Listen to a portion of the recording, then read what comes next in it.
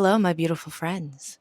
This is me not trying to be on the computer and teach at the same time. So, this is just me freeballing information, and then we'll see if I can add in graphics later. It's all an adventure again. I know music, I don't know this stuff. So, I thought I would go over just like the usual greatest hits of effects. Here is kind of the effects we'll be talking about today. Let's start with EQ. So, EQ stands for equalizer, I think. I don't know. But with an EQ, basically, you can selectively take down or bring up frequencies. So, how we use that mostly in vocals is pulling out a lot of the low end and then bringing up usually the high end, maybe bringing down any funky frequencies or bringing up any ones we want to highlight. That's going to vary a lot, vocalist to vocalist, genre to genre, mic to mic.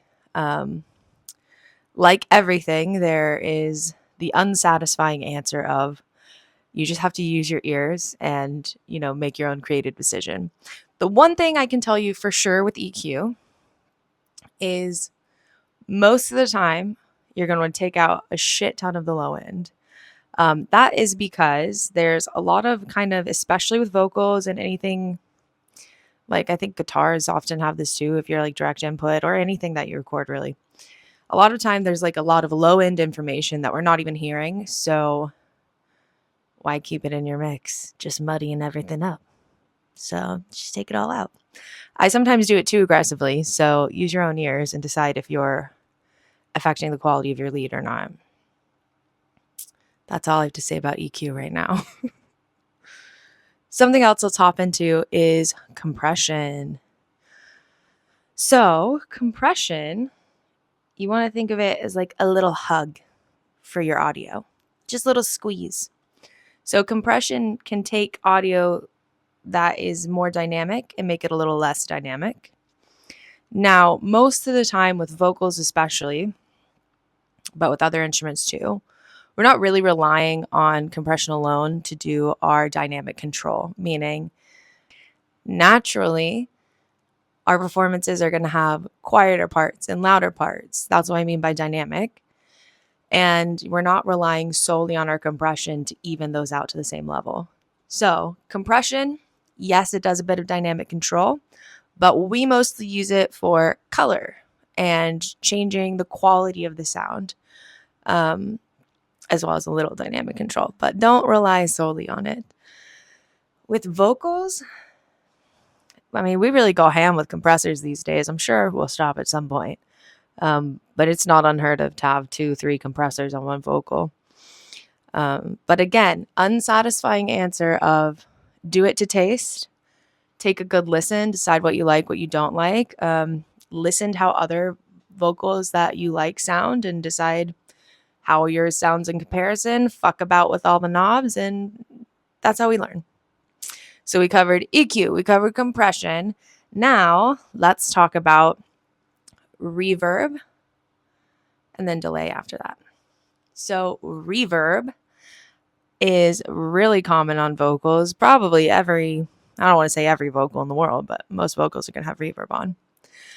Reverb gives a sense of space and vibe. So basically reverb is just letting stuff reverberate out a bit, adding a little depth to the vocal.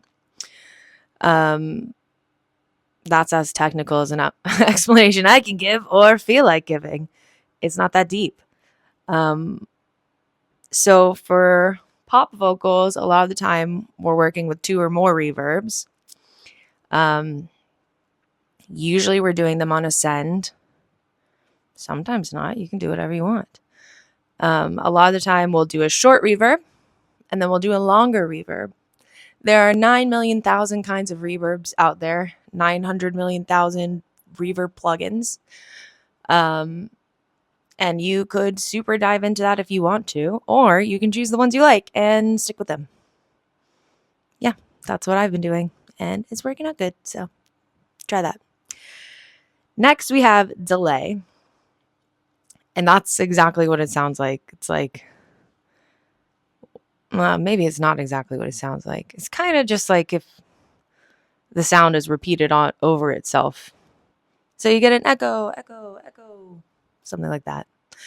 And that again is to taste. Now, if you want to get a little saucy, a little spicy with it, you can do delay throws or reverb throws, which is where you bring up the send for just one moment, one word, one highlight to give some texture and interest and focus. And that is a really special thing to do. I think everyone should play with automation on your effects.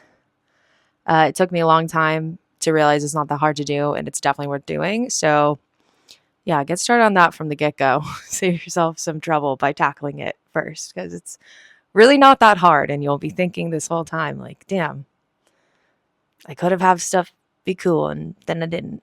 So, yeah, that's the basic spiel. Now I'm going to give you just some like effect ideas for stuff you could do. I don't know, stuff to try. All right, cool stuff to try. Automate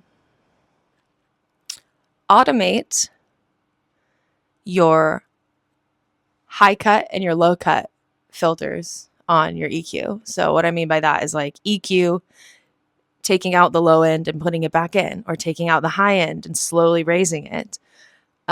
This works super well. Maybe not as much for vocals unless you're doing like something cool and modern, and I don't know, maybe try it. Who knows?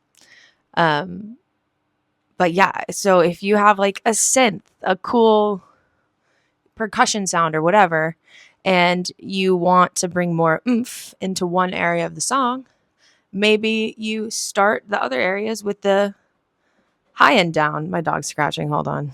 Hi, I love you too. Oh, bunny. Okay.